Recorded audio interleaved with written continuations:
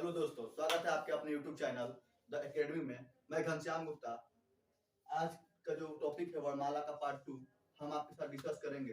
कल हमने पढ़ लिया था वर्णमाला का पार्ट 1 और आज हम उसका दूसरा जो पार्ट है वो डिस्कस करेंगे। कल हमने पढ़ा था कि स्वर का जो वर्गीकरण था उसके आधार पर कितने आधार पर उसको वर्गीकरण किया गया है और हमने उसको कल नोट भी कराया था। जो बच्चे आज नए आए हैं तो कल वाला वीडियो जरूर देख लें, जिससे आपको पूरा वर्णमाला समझ में आएगा।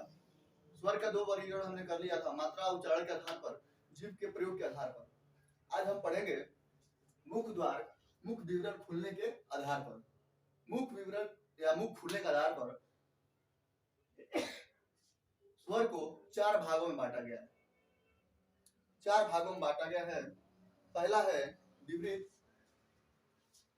इसका जो है 4 भागों में इसको बांटा गया है।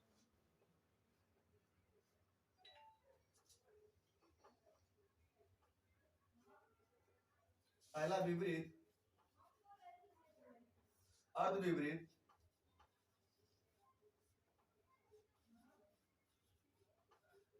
तीसरा है समवृत, चौथा है अर्धसमवृत। समवृत, अर्धसमवृत।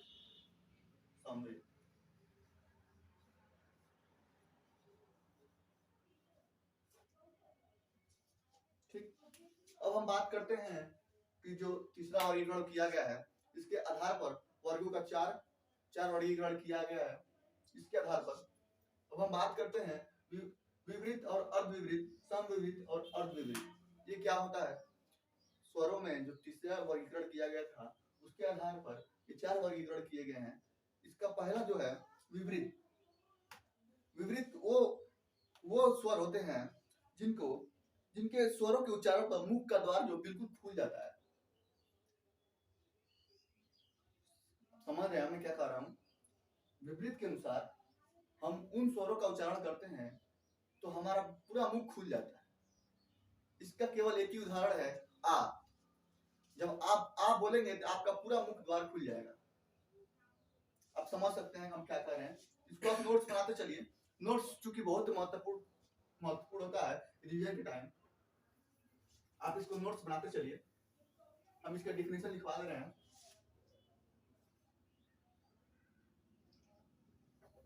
इसका पहला डेफिनेशन होगा विवृत का।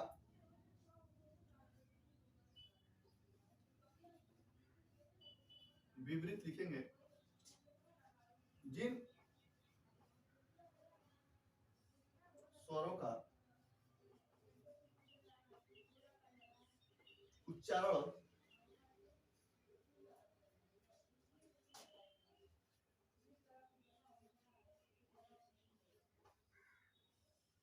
करते समय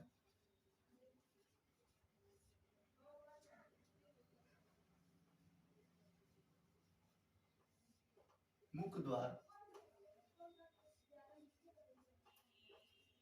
पूरा खुल जाता है।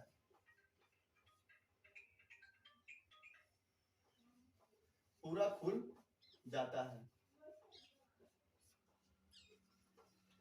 नोट करके लिख लीजिएगा। इसका केवल एक ही उदाहरण है आ। इसका केवल एक ही उदाहरण है आ। अब हम बात करते हैं इसके अगले पॉइंट की तरफ। दूसरा जो है अर्धविवृत। अर्धविवृत के बारे में हम बात करते हैं। इसको हम रेस करते मिटाते हैं। उम्मीद है आप नोट कर लिए होंगे। साथ साथ नोट करते चलिए। अब मैं पूरा कोशिश करूंगा कि आपको क्लास में ही याद हो जाए। हम बात करते हैं अर्धविवृत की।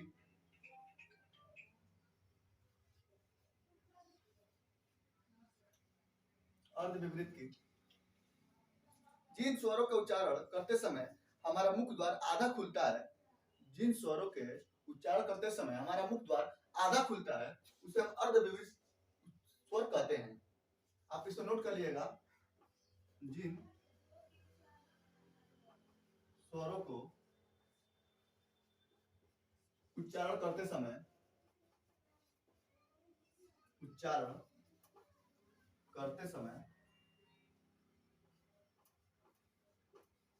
हमारा मुख आधा खुलता है, आधा खुलता है।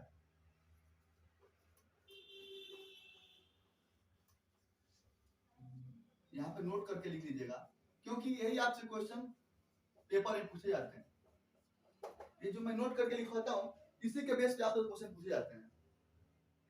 जो स्वर होते हैं उनको दे दिया जाता है, आप पूछ लिया जाता है इसमें कौन सा आसु स्वर है, कौन सा दीर्घ स्वर है, जो मैंने आपको कल बताया था बिल्कुल स्पष्ट रूप से सेम क्वेश्चन वैसे ही पूछते हैं, बस आपको समझने की जरूरत है। इसमें जो आता है अर्ध विवृत में, इसमें अ, ए और औ, आप इसे नोट करेंगे, अ, ए और ओ बोलकर आप देख सकते हैं कि आपका जो मुख है आधा खुलेगा, आपका जो मुख है आधा ही खुलेगा। आप इसे नोट कर लीजिएगा। इससे हम अ, ए और ओ, अ, ए और ओ,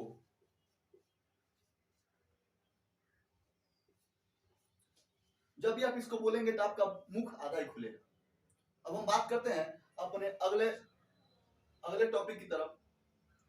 अगले जो इसका है वो समृद्ध, इसका जो अगला वर्गीकरण है वो समृद्ध है। इसको मैं मिटा रहा हूं, आप नोट कर लिए होंगे।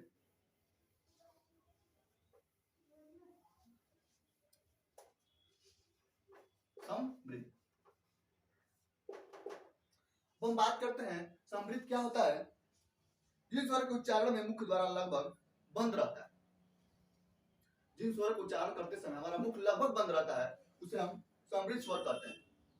समृद्ध स्वर के कुछ ही उदाहरण हैं, ई, छोटी ई, बड़ा ई, उ और बड़ा उ। इसके केवल 4 ही उदाहरण हैं।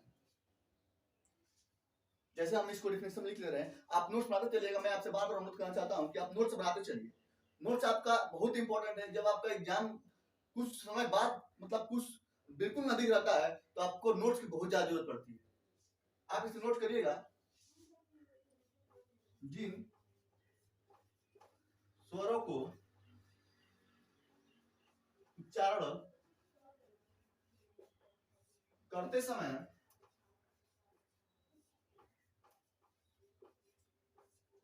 मुख द्वार लगभग बंद रहता है। मुख द्वार, जिन स्वरों को उच्चारण करते समय मुख द्वारा लगभग बंद रहता है।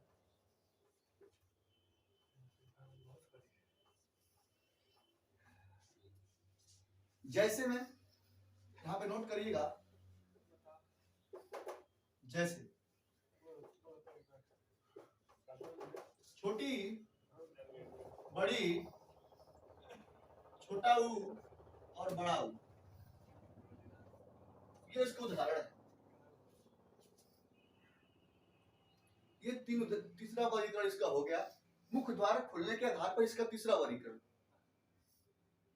हम आगे की बात करते हैं अर्धसमृद्ध। अर्धसमृद्ध क्या होता है? जिन स्वर के उच्चारण में मुख्य द्वार आधा खुलता है,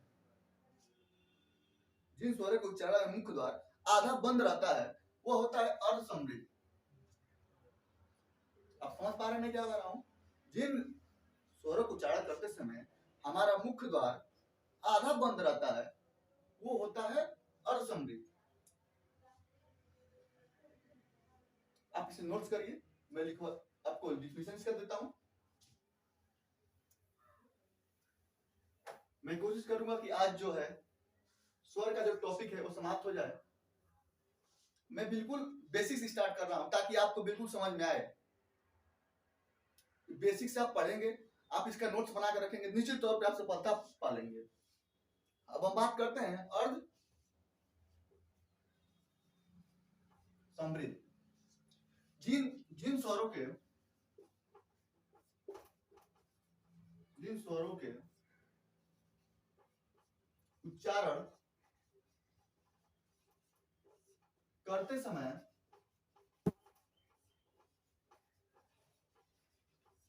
आधा मुख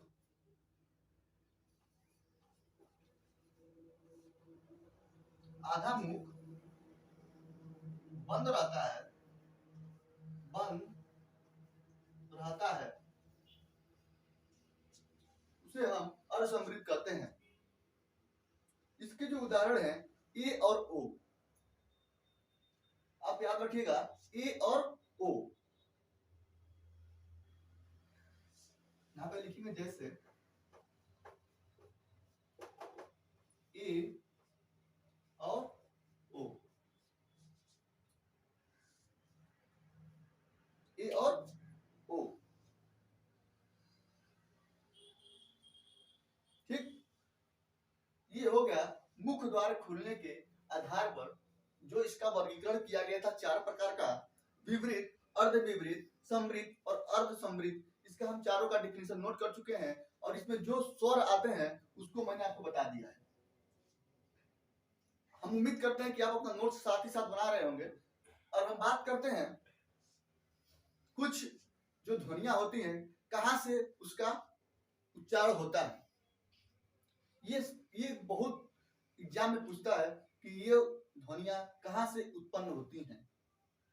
आज मैं इसके बारे में बात करूंगा, इसी के अंतर्गत तो आता है, इसलिए मैं इस टॉपिक को पढ़ा रहा हूं।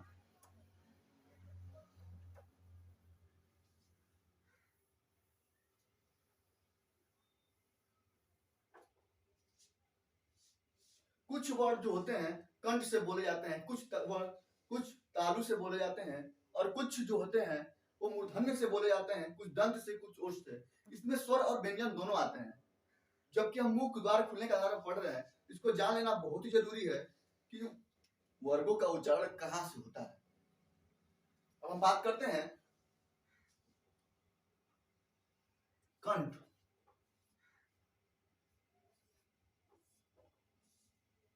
कंठ यानी यहां से हम कौन कौन सा वर्ग, स्वर या व्यंजन का उत्पत्ति होता है हम बात करते हैं।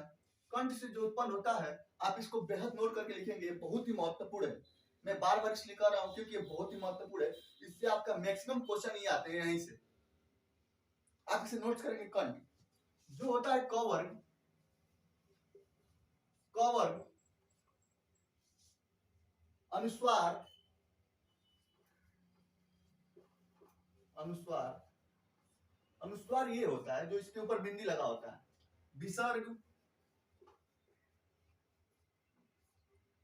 जो ऐसे करके लगा होता है, विसर्ग, तथा अ, आ और ह ये आते हैं कंठ जहां से हम बोलते हैं कंठ के द्वारा, ये यहां से आते हैं। ठीक, अ और आ, यानी इसमें व्यंजन भी है, स्वर भी है। समझ पा रहे हैं मैं क्या कर रहा हूं? ठीक, कंठ के हिसाब से हम ये स्वर या ये व्यंजन हम बोलते हैं। अब हम बात करते हैं तालु। तालु के द्वारा हम कौन सा वर्ण निकलता है? तालु के द्वारा जो च वर्ग है, च वर्ग तथा स, य और ई छोटी और बड़ी, स में स, य छोटी और बड़ी, तालु के द्वारा इसका उच्चारण होता है। अब हम बात करते हैं मूर्धन्य।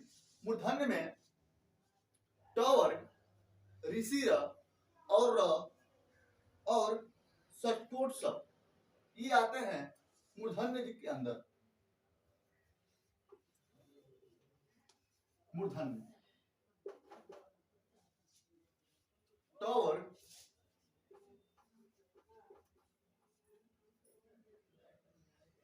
ट वर्ग, रि, र और ष, षट्कोट स, ये जो आते हैं मूर्धन्य के अंदर आते हैं। इसी के साथ कुछ वर्ड जो होते हैं दंत का भी प्रयोग करके इस्तेमाल किया जाता है। जैसे में दंत, जो दंत है, दंत दंत में त वर्ग स और ल आता है। दंत में त वर्ग स और ल, ये आता है तालब, मतलब दंत में। स्वरों का उच्चारण हमारे मुख से अलग अलग भागों से निकलता है। इसी के साथ कुछ वर्ड जो है हमारे ओठ से भी निकलते हैं, ओट्स के द्वारा, जैसे प, फ, ब। आप देख सकते हैं कि दोनों ओठ का हमारा कंप्लीट कर रहा है। हम बात करते हैं ओट्स के द्वारा कौन कौन से वर्ड निकलते हैं।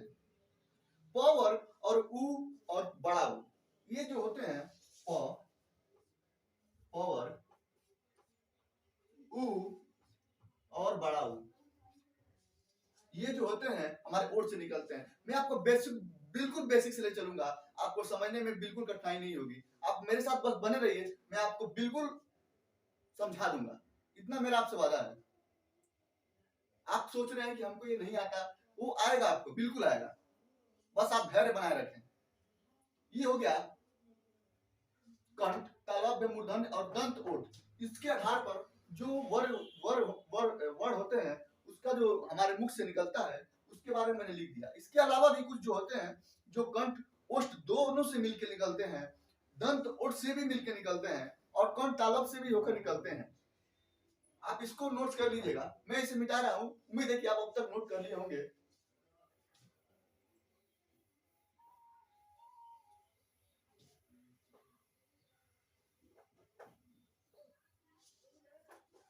अब इसमें लिखते हैं कंठोष्ठ, कंठ ओष्ठ।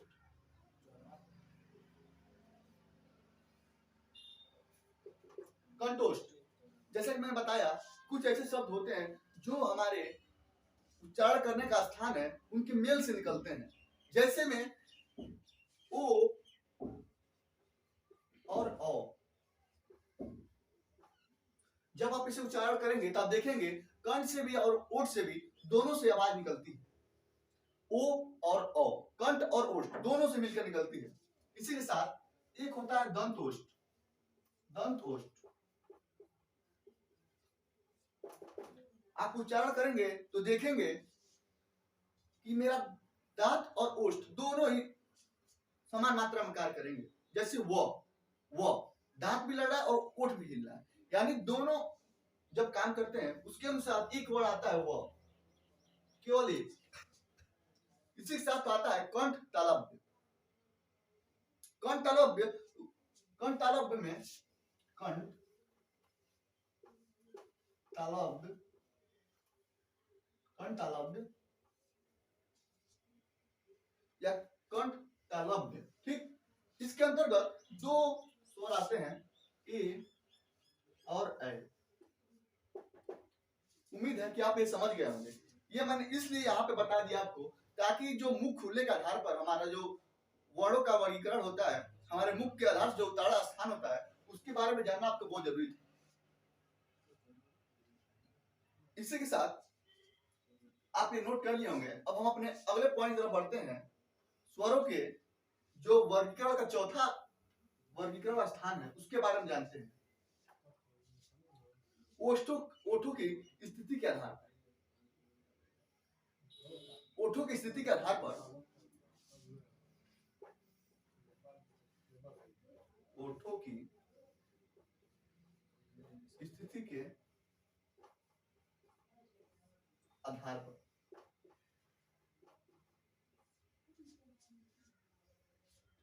ओठों की स्थिति के आधार पर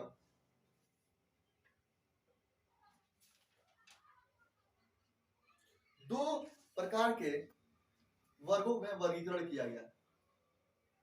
ओठों की स्थिति के आधार पर दो प्रकार के वर्गीकरणों में वर्गीकरण किया गया है, जो है अवृतमुखी और वृत्तमुखी। आप कहेंगे ये क्या है, मैं आपको बिल्कुल समझाऊंगा, आप बिल्कुल निराश न हो। आपको बिल्कुल क्वेश्चन जो है, आपको जो डिफिनेशन दिया जाएगा आपको बिल्कुल याद हो जाएगा। आपको इस क्लास में मैं पूरी कोशिश करता हूं कि आप बिल्कुल यहीं पर याद कर लें, कोई दिक्कत आपको ना हो। हम अगला इसके पॉइंट तरफ चलते हैं। इसके दो हैं, अवृतमुखी और वृत्तमुखी। हम बात करते हैं अवृतमुखी और वृत्तमुखी।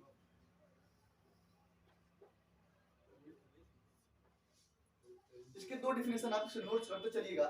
जैसा कि मैंने आपसे पहले ही कहा था कि नोट्स बनाना बहुत इंपॉर्टेंट है। किसी भी सब्जेक्ट को पढ़ने के लिए नोट्स बनाना बहुत जरूरी है, ताकि आपको जब भी रिवीजन की जरूरत पड़े, जब भी आपका पेपर नजदीक हो, तो आप उसे रिवाइज कर सकें। हम बात करते हैं अर्धवृत्तमुखी का। यहाँ पे मैं डिफिनेशन लिख दे रहा हूं।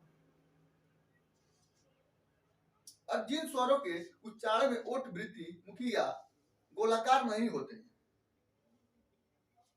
जिन स्वरों के उच्चारण में ओठ वृत्तमुखी आकार के गोलाकार नहीं होते, वो अवृत्तमुखी कहलाते हैं। आप इसे नोट करिएगा। जिन स्वरों के उच्चारण करते समय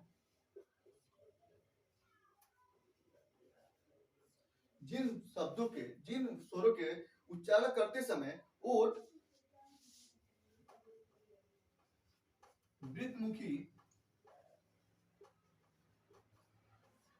वृत्तमुखी या गोलाकार नहीं होते हैं, या गोलाकार नहीं होते हैं।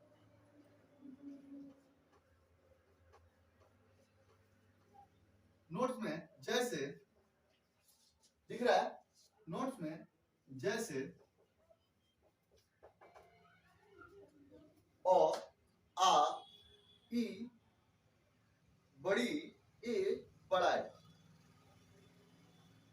इसके जो उदाहरण है, आपसे क्वेश्चन में यही पूछा जाता है, इनमें से कौन सा अर्धवृत्तमुखी नहीं है। आपको जो वर्ड दे दिया जाएगा उसके आधार पर आपको निर्धारित करना है कि इसमें कौन सा अर्धवृत्तमुखी नहीं है। आप अगर नोट्स बनाए रहेंगे तो आप उसमें पढ़े रहेंगे, तो आप देखते पहचानेंगे अर्धवृत्तमुखी नहीं। अब बात करते हैं अर्धवृत्तमुखी में कौन कौन से स्वर आते हैं। पहला है अ, आ, ई, बड़ी ए और बड़ा। उम्मीद है कि आप अब तक नोट कर लिए होंगे। अब हम बात करते हैं वृत्तमुखी की। जिन स्वरों के उच्चारण में ओठ वृत्तमुखी या गोलाकार होते हैं, जिन स्वरों के उच्चारण में ओठ वृत्ताकार, वृत्तमुखी या वृत्ताकार होते हैं, जिन स्वरों के उच्चारण करते समय ओठ वृत्तमुखी या वृत्ताकार गोल के होते हैं, वो वृत्तमुखी कहलाते हैं। जैसे उ, ओ, औ। ठीक। अब हम इसका डेफिनेशन लिखते हैं। उम्मीद है कि आप इसको नोट्स कर लिए होंगे।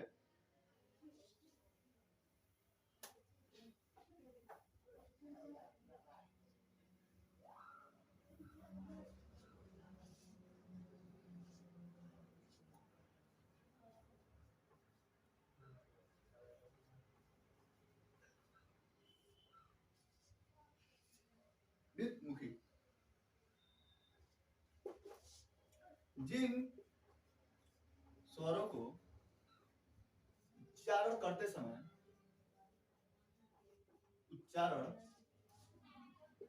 समय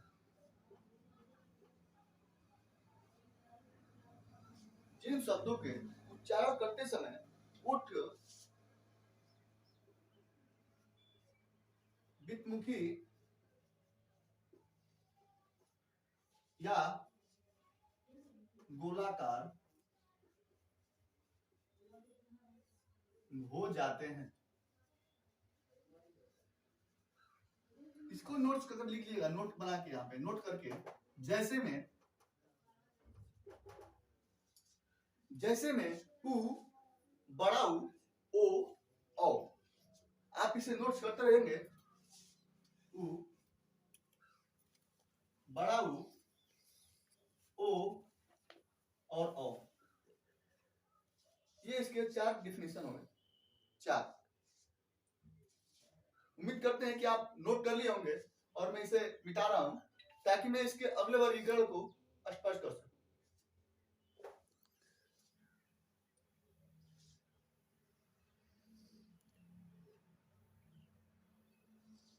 जो स्वरों के वर्गीकरण में हमने 4 वर्गीकरण इसका पढ़ लिया। अब हम बात करते हैं 5वें वर्गीकरण के बारे में, जो कि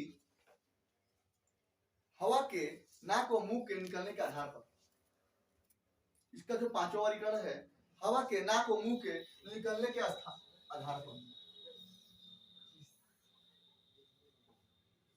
हवा के नाक व मुख के, हवा के नाक व मुख के निकलने के आधार पर।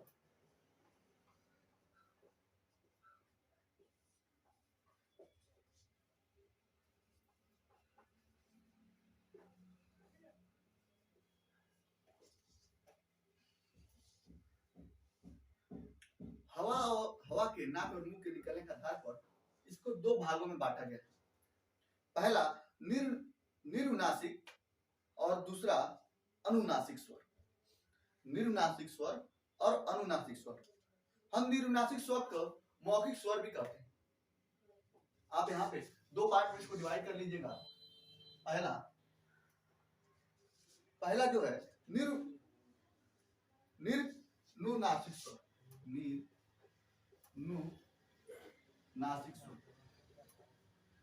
नासिक या इसको मौखिक स्वर।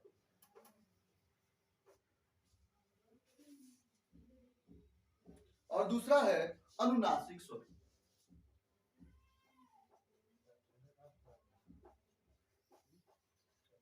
अनुनासिक स्वर, ये इसको 2 भागों में डिवाइड किया गया है। अब हम बात करते हैं निरुनासिक स्वर के बारे में। जिन स्वरों के उच्चारण में हवा केवल मुख से निकलती है, जिन स्वरों के उच्चारण में हवा केवल मुख से निकलती है, उसे हम निरुनासिक या मौखिक स्वर कहते हैं। जिन स्वरों के उच्चारण में हवा मुख के साथ साथ नाक से भी निकलती है, उसे हम अनुनासिक स्वर कहते हैं। हम इसका डिफिनेशन लिख लेते हैं। निरुनासिक स्वर के बारे में, जिन स्वरों के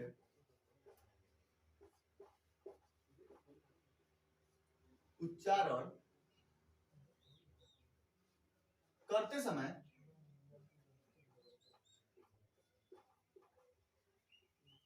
केवल मुख से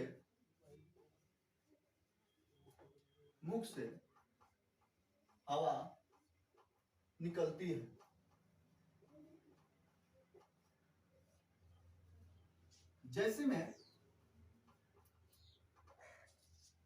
जैसे ओ आ ई, इसमें केवल मुख से हवा निकलती है।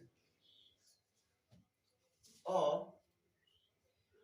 आ और ई। उम्मीद है कि आप हमारे साथ नोट करते चलेंगे और आपको समझ में आ रहा होगा। बिल्कुल टॉपिक बाय टॉपिक एक एक वर्गीकरण जो है मैंने बिल्कुल बेसिक से आपको बिल्कुल वर्गीकरण के बारे में बताया है, जो कि आपको एग्जाम में बिल्कुल महत्वपूर्ण टॉपिक है वर्णमाला। अगर आपको हमारा कंटेंट पसंद आ रहा है तो चैनल को लाइक, सब्सक्राइब और शेयर करते रहिए। अब हम बात करते हैं इसके अगले जो वर्गीकरण है अनुनासिक स्वर को, जो कि हवा के नाक व मुंह से निकलने के आधार पर दूसरा वर्गीकरण। अनुनासिक स्वर।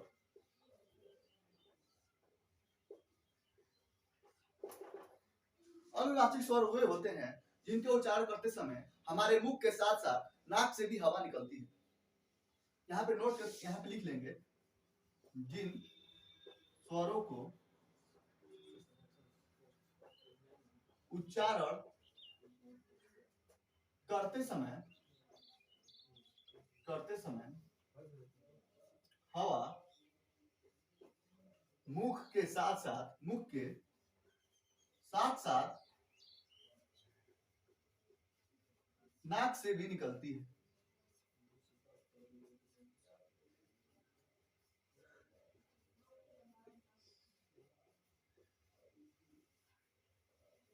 जैसे में जैसे अ आ ई, जो कि इस पे चंद्र बिंदु होता है। आप यहां लिख लेंगे अ आ ओ आ और ई आदि।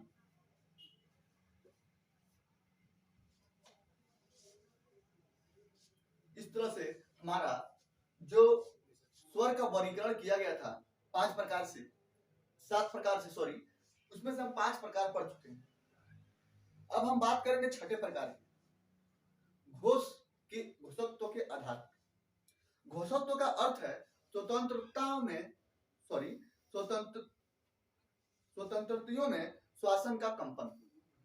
श्वासन तंत्रियों में जो फेफड़े हैं या फिर मुख है, श्वासन तंत्रियों में स्वर का कंपन। स्वर तंत्री में जब कंपन होता है तो घोष ध्वनियां उत्पन्न होती हैं। जब स्वर तंत्रियों में कंपन होता है तो सघोष ध्वनियां उत्पन्न होती हैं। सभी जो स्वर हैं वो सघोष होते हैं। अब आप पूछेंगे सघोष क्या होता है और अघोष क्या होता है, मैं इसके बारे में अभी आपको बताने वाला हूं। आप इसके लिखिएगा छठवां,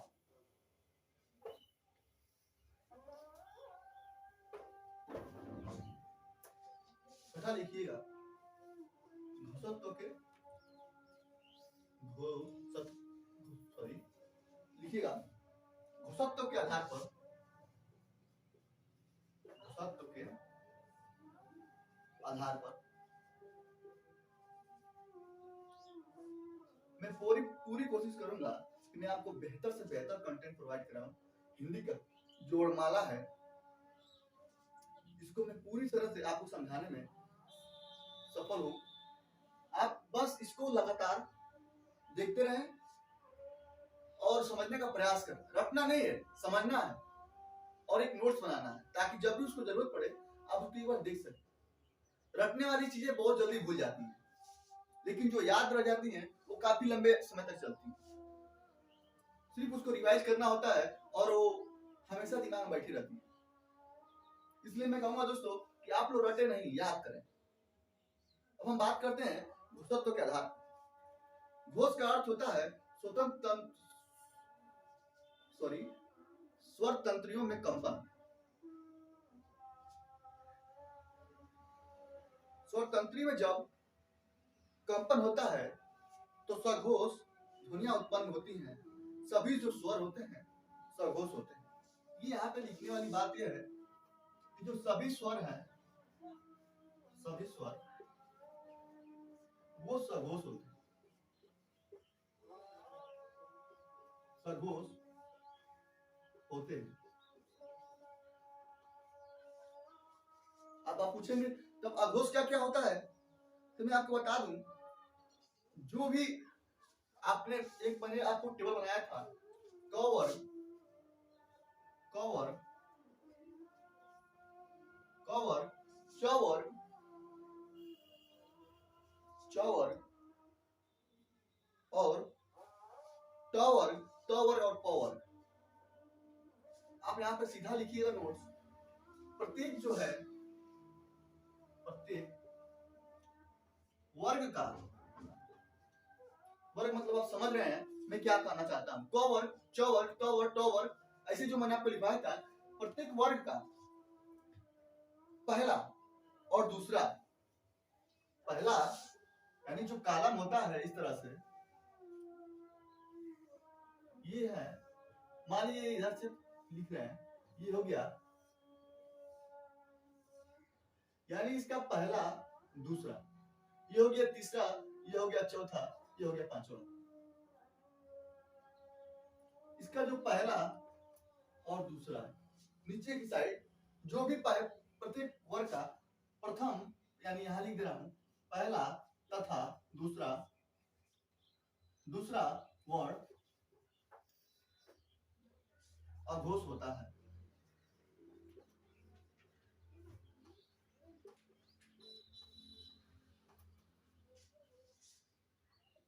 सघोष क्या होता है तब? इसी के साथ था प्रत्येक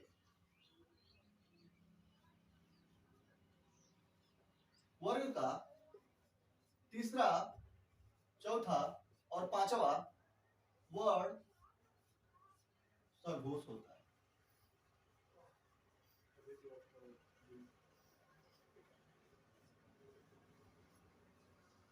सघोष होता है। इतना तक आपको समझ में आ गया होगा। मैं उम्मीद करता हूं कि आपको ये जो मैंने बताया घोषत्व के आधार पर वो आप समझ चुके हैं। ये जो मैंने कॉलम बनाया आप ये समझ रहे होंगे, ये क वर्ग है, ये च वर्ग, ट वर्ग, त वर्ग, ऐसे जो क ख ग घ अंग है इधर से लिखने पर जो पहला और दूसरा इस लाइन में आएंगे वो होते हैं अघोष। बाकी जो तीसरे, चौथे, पांचवे हैं ये इस लाइन से और जो आएंगे वो आएंगे अघोष में। इसी के साथ जितने भी स्वर हैं सभी के सभी सघोष होते हैं। उम्मीद करते हैं कि ये आपको अब तक समझ में आया होगा। आपने नोट्स बनाए होंगे, आप इसे एक बार रिवीजन जरूर करिएगा।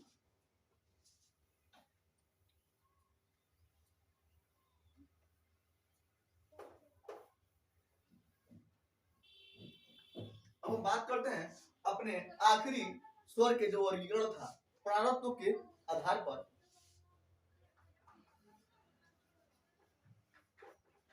प्राणत्व के आधार पर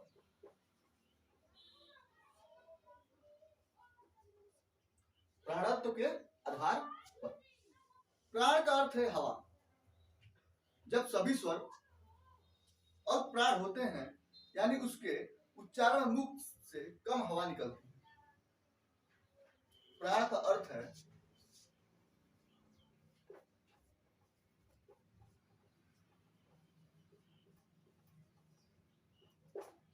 प्राण का अर्थ है हवा और सभी जो स्वर हैं और प्राण होते हैं।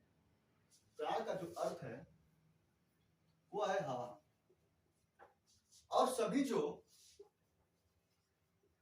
स्वर हैं अल्प प्राण होते हैं। प्राण भी दो प्रकार के होते हैं, अल्प प्राण और महाप्राण। ठीक उसी प्रकार जो मैंने बताया था प्रत्येक वर्ग का जो पहला और तीसरा, पांचवा जो होता है वो होता है अल्प प्राण। जैसे ये हो गया 1 2 3 4, 1 2 3 4 5। प्रत्येक वर्ड का पहला और एक हो गया तीसरा, यानी ये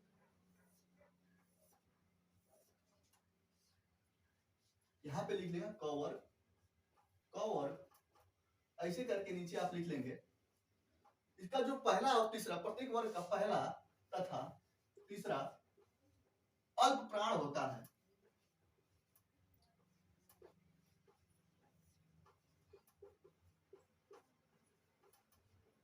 तथा प्रत्येक वर्ण का पहला, तीसरा और पांचवा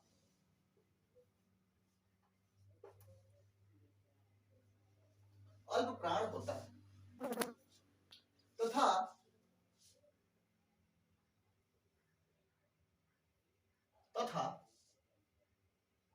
ये इसके अंतर्गत है, इसको आप ध्यान रखिएगा। तथा दूसरा और चौथा वर्ण महाप्राण होता है। आप समझ रहे हैं मैं क्या कहना चाहता हूं इसके माध्यम से? जैसे कि क वर्ग में क, ख, ग, घ अंग। इस वर्ग का जो पहला है क, तीसरा है ग और पांचवा है अंग, ये होते हैं अल्प प्राण। तथा दूसरा ख, घ जो कि महाप्राण होते हैं। इसी तरह जो इसमें च, छ, ज, झ इया करके आएगा उसका पहला और तीसरा जो होते हैं, पहला, तीसरा और पांचवा अल्प प्राण, और दूसरा और चौथा महाप्राण होते हैं। इसी के साथ आज का जो स्वर का जो वर्गीकरण का टॉपिक था वो समाप्त होता है। और मैं चाहता हूं दोस्तों कि आप मेरे चैनल पर निरंतर बने रहें, हमारे चैनल को लाइक, सब्सक्राइब या शेयर करें और अपने दोस्तों के साथ शेयर करें ताकि और लोगों तक ये कंटेंट पहुंच सके। हम उम्मीद करते हैं कि आपको ये सेशन बहुत पसंद आया होगा। इसी के साथ जय हिंद।